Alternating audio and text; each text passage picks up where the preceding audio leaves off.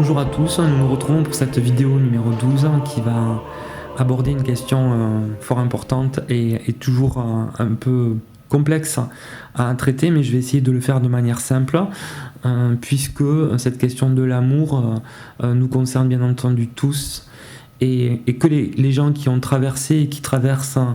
ou qui vont traverser ces histoires d'amour divines qui vous concernent ou flammes jumelles selon l'appellation que vous choisissez sont amenés à concevoir de manière différente désormais après avoir vécu ces histoires-là l'amour dans quelque chose de plus détaché, j'allais dire, mais j'en parlerai tout à l'heure. Alors pour parler de l'amour, on peut peut-être revenir à ce que beaucoup de vidéos racontent comme l'origine des flammes jumelles, c'est-à-dire une âme composée de deux polarités yin et yang. Et comme disait Aristophane dans Le banquet de Platon, écrit au IVe siècle avant notre ère, au début des temps, les personnes étaient constituées de deux parties, en fait, deux corps. Alors soit deux hommes, soit deux femmes, soit un homme et une femme, et auquel cas ces êtres étaient hermaphrodites. Alors la particularité de ces êtres est qu'ils avaient 4 jambes, 4 bras, 2 visages et bien sûr une seule âme. Et ces êtres-là ont défié les dieux, et les dieux ont décidé pour les punir de les couper en deux. Donc là, en fait, l'amour, ça serait depuis l'origine des temps, la recherche de notre moitié perdue. Ce qu'on retrouve tout à fait dans l'explication qui est donnée des flammes jumelles, puisque là on parle d'âme, mais cette âme a été séparée à l'origine.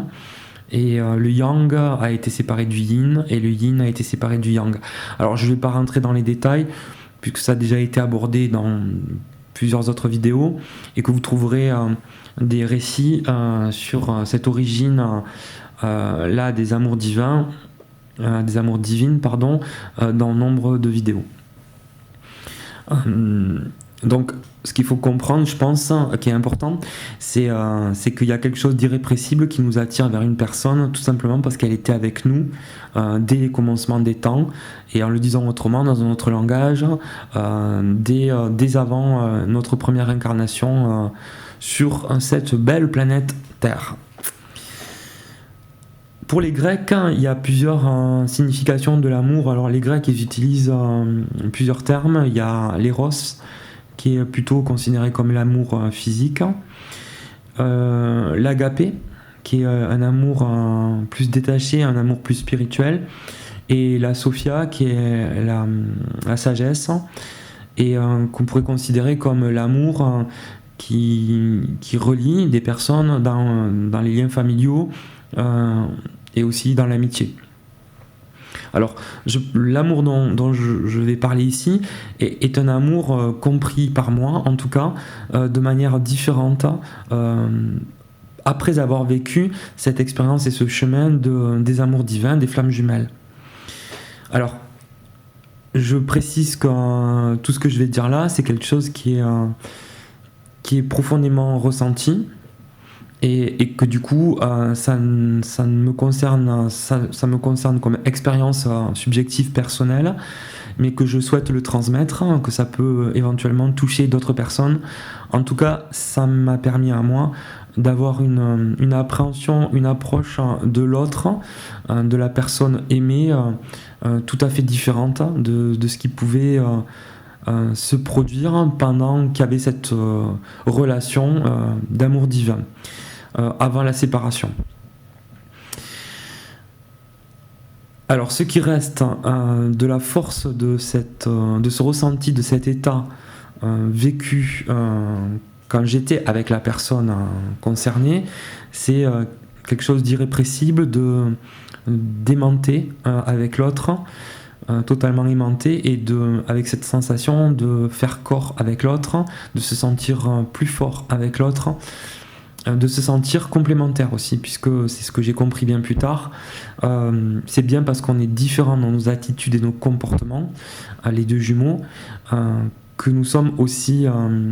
complémentaires, justement. Ce sont deux contraires qui s'attirent, comme deux aimants avec des forces contraires qui s'attirent irrépressiblement. Alors,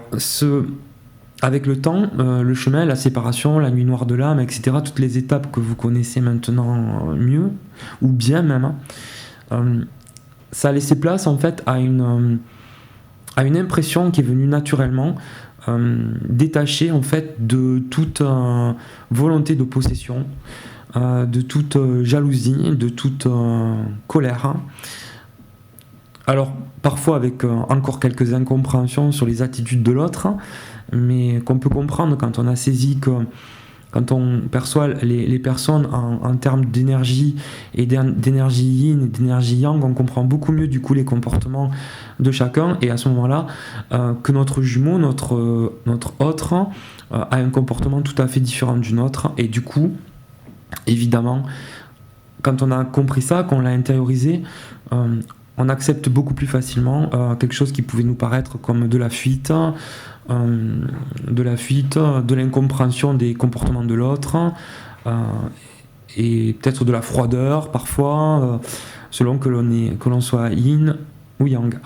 Donc juste témoigner qu'avec le temps, ce qui pouvait paraître comme de l'incompréhension est devenu de la compréhension, et sans colère à l'égard de l'autre, avec qui on a l'impression de ne pas pouvoir partager quelque chose qui pourtant est écrit, et bien ça c'est accepté, et même ce qui est parfois difficile à faire comprendre aux gens, c'est que même si l'autre nous échappe, entre guillemets, nous échappe complètement, c'est-à-dire est avec quelqu'un d'autre, ou a rencontré quelqu'un d'autre, ou va se marier, ce qui pourrait paraître comme le comble du désespoir pour nous qui sommes si reliés à cette personne, eh bien le sentiment qui prévaut, c'est l'acceptation, et c'est toujours en fait l'amour qui demeure, et qui permet, quand on revoit la personne, si on a la chance de la revoir, ou de lui parler au téléphone, ou d'échanger, alors le mieux c'est de toujours passer par la voix, et encore mieux par la présence, quand bien même l'autre n'est pas disponible, dans le sens où l'autre est avec quelqu'un par exemple, ça n'a plus d'importance en fait, ça n'a pas d'importance, et que ce qui reste avec l'autre, c'est un lien particulier, qui reste particulier, qui peut s'exprimer ou ne pas s'exprimer, ça dépend. Bon, dans mon cas, c'est pas encore tout à fait exprimé, on va dire, ça a été exprimé à des moments de l'histoire, et là maintenant je laisse tranquille l'autre, et ça n'empêche pas d'avoir des relations, des échanges, et de s'accompagner à des moments l'un l'autre. Voilà, donc c'est assez simple. C'est le sentiment en fait de ne plus dépendre de l'autre, de ne plus avoir de peur, de ne plus avoir de blessure, parce que l'autre nous semble nous échapper. L'autre ne nous échappe plus en vérité, dans ce que j'exprime là, ne nous échappe plus, parce qu'en fait on a la certitude d'être relié, et d'être relié dans une forme de relation qui ne ressemble pas aux autres évidemment, puisqu'il n'y a pas de relation j'allais dire physique classique, mais ça n'a pas d'importance, et ce qui importe c'est de continuer d'être présent là, d'exister, et quand on a la chance, le bonheur de se retrouver ou de pouvoir échanger, c'est de pouvoir le vivre sans aucune crainte, sans douleur, sans souffrance du tout. Ce qui peut paraître incroyable quand on se remémore ce qu'on a pu souffrir, les affres qu'on a pu souffrir pendant ce qu'on appelle la nuit noire de l'âme, mais pourtant c'est bien vrai. Il y a un moment où on ne souffre plus du tout de ne pas être avec l'autre, et voilà, ce que je voulais juste dire, c'est que peut-être l'amour véritable, qu'on appelle parfois amour inconditionnel ou amour juste, c'est ce ressenti pas du tout théorique d'ailleurs, tout à fait éprouvé, de bien-être et de sérénité, d'acceptation, de présence, disponibilité pour l'autre. Et je voudrais le redire parce que c'est quelque chose de fort et de vraiment très ressenti. C'est que ça ne nous fait absolument plus de peine, plus de douleur, ça ne cause plus de douleur, plus de souffrance non plus, de se dire qu'on n'est pas avec la personne en question. Alors si il vient qu'à un moment donné on se réunit avec cette personne, je pense qu'on peut dire que d'avoir éprouvé l'amour comme ça de manière presque détachée, mais toujours très, très fortement quand même, eh bien ça permet de vraiment, cette relation à ce moment-là, la vivre de manière tout à fait heureuse, épanouie, douce, parce que plus rien ne nous fait vraiment, plus rien ne nous fait souffrir en fait. Dans la mesure où on ne souffre pas de ne pas être avec l'autre, c'est que quelque part, il y a quelque chose qui s'est peut-être purifié à l'intérieur de nous-mêmes, qui fait qu'on accepte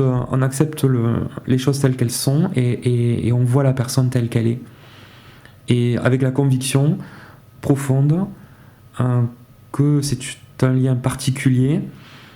et que c'est un lien d'âme et que celui-là, en fait, on en a la conviction, il est indéfectible. Voilà, en espérant que mon témoignage ait pu vous parler ou vous raisonner ou vous donner confiance, vous donner de l'espoir. S'il y a des personnes qui souhaitent, qui ont besoin d'un accompagnement, je propose ce type d'accompagnement, mais je ne le fais que de manière confidentielle, on va dire pour l'instant, anonyme et plutôt en présence de l'autre, pas forcément par téléphone ou on peut passer par les mails, mais dans un premier temps, mais voilà, pas forcément par téléphone. Voilà, vous pouvez me mettre un commentaire sur la vidéo si vous avez souhaité avoir un accompagnement qui n'est pas forcément lié à votre vécu d'histoire de flamme jumelle ou amour divin, mais qui peut être lié à un moment donné à un besoin que vous avez d'être aidé ou accompagné par rapport à des blocages, des questionnements, des douleurs, des tristesses, des souffrances, des blessures à répétition,